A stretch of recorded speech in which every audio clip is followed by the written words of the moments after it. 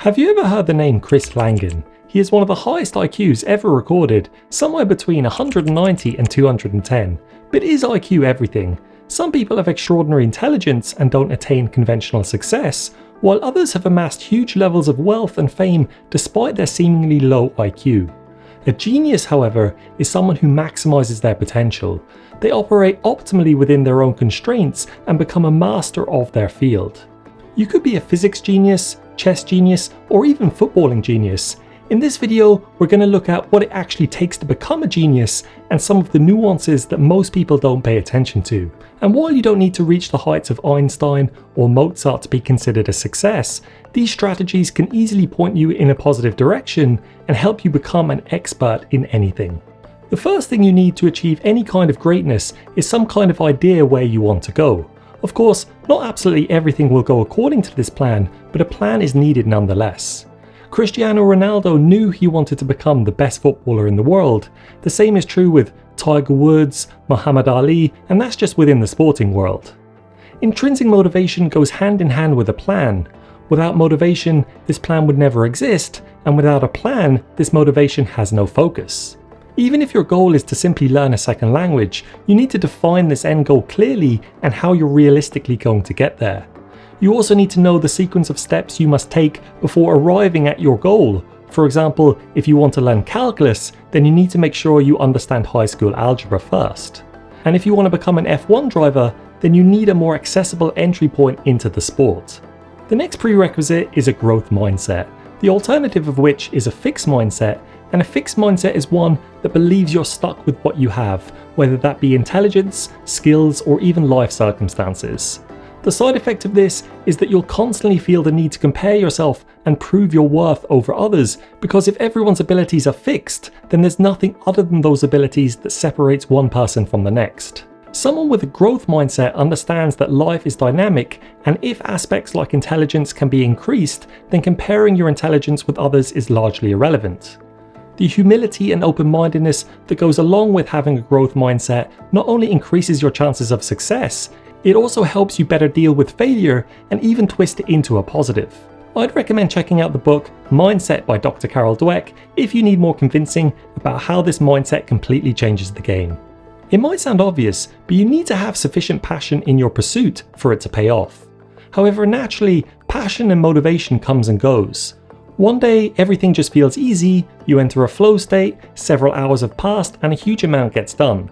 But other times, it feels like a complete chore to keep moving forward. This is where both grit and discipline come into play. Grit is your resistance to setbacks, and discipline takes motivation out of the equation. Literally, you don't need to want to do something if you're disciplined enough to do it anyway.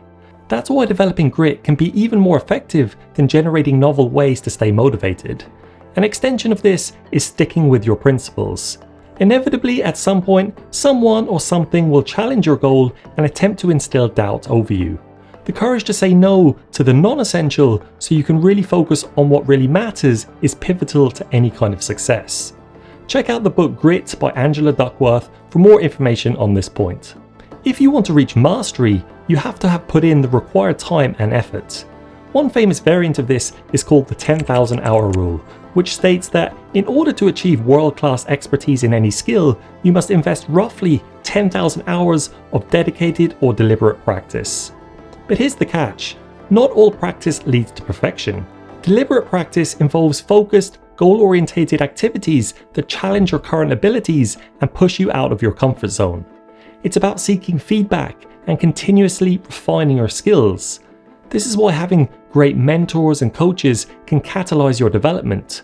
For example, when a musician practices, they don't just play through pieces they already know, they tackle difficult sections repeatedly until they improve, and a coach can help identify and refine these sections.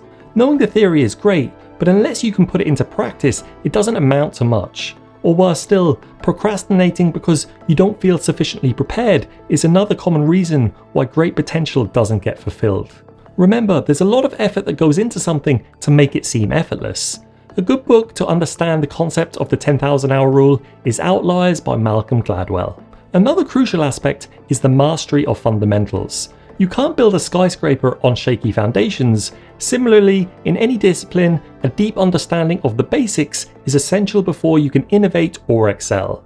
That's why a footballer will practice hundreds or thousands of penalty kicks leading up to a tournament, despite kicking a stationary ball being one of the simpler aspects of the game.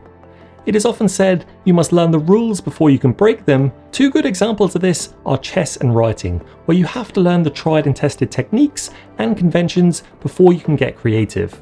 Attempting to put your own stamp on things before you understand them is not creativity, it's naivety. To take things a step further, you want your training environment to be as close to the real-world challenge as possible. If you want to deliver a speech in front of 1,000 people, drilling it repeatedly in front of the mirror is a good start, but this will only take you so far.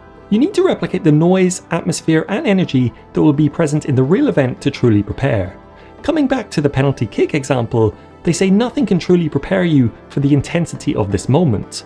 But what you can do is control as many variables as possible so that the ones outside of your control have a limited effect. More specifically, you can prepare a routine for putting the ball down, taking a repeatable number of steps back, and through these drills, your chances of success will go up massively. My book recommendation for this aspect is Mastery by Robert Greene.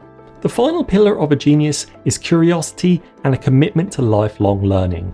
Geniuses never stop learning, and they are always seeking new knowledge. Every scientific discovery is built upon previous ones made by others.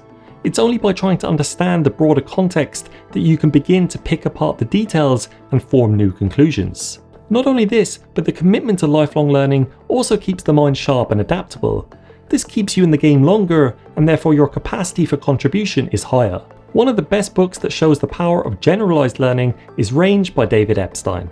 Anyway, I hope you found this video useful or interesting. If you did, I'd really appreciate if you could like and subscribe, or feel free to leave a comment down below with any feedback, suggestions, or anything you like about this video. Thanks for watching, and I'll see you in the next one.